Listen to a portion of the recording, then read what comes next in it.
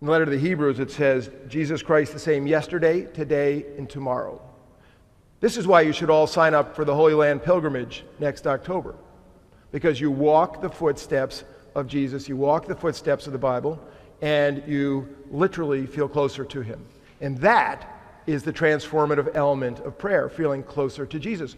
Look what happens to the disciples. The closer they draw to him, the more their lives are transformed. Jesus is the teacher within, so let him guide you in your practice of prayer.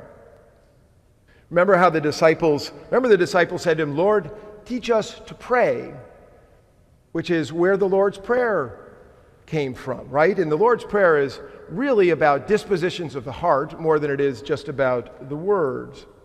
And so Jesus is still alive, and we are still his disciples. And so you may say to him, Lord, teach me to pray. Ask the Lord to teach you to pray as he taught his friends. And in the Spirit of the living Christ, over time, he will do that, and he will draw you closer to himself. Now, learning to pray is a lot like learning to swim, right? You can read books about swimming, but you never learn how to swim unless you get in the water and flail around. And the same thing is true with prayer. You can read all the books you want about prayer, but until you actually put the book away and sit down and just try to pray, you never really know how to pray. So just flail around in the waters of prayer.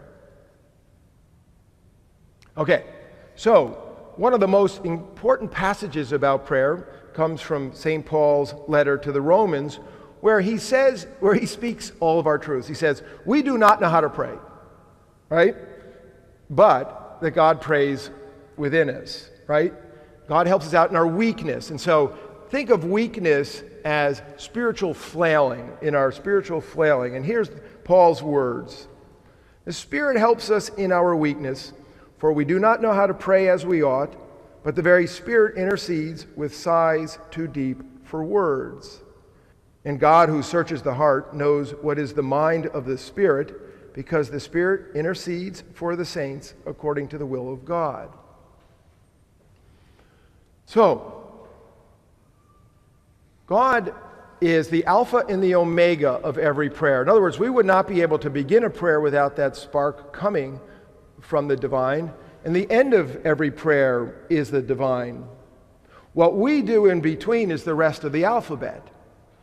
And just like we use an alphabet to write all sorts of different words, we use this alphabet of grace to create our own prayer lives, our own way with the Lord.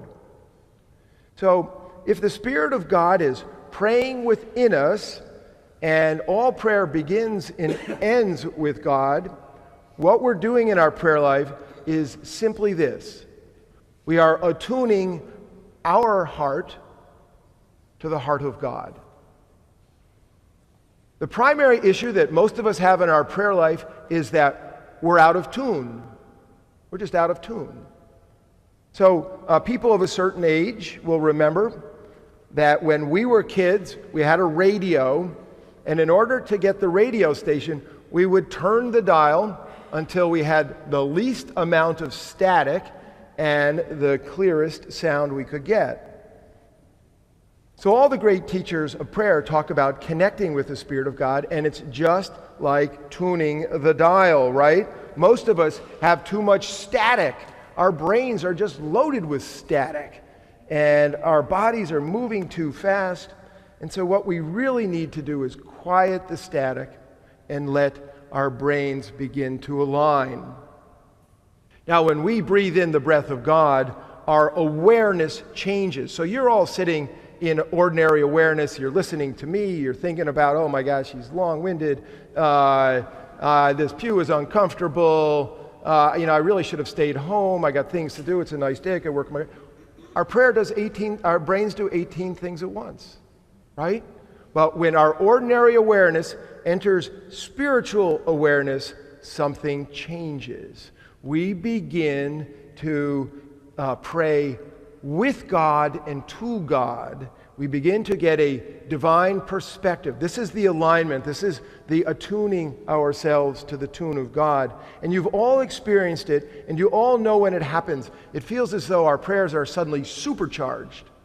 And they are. They are, because now we are in tune. This is how we might say, Paul says in another context, to put on the mind of Christ.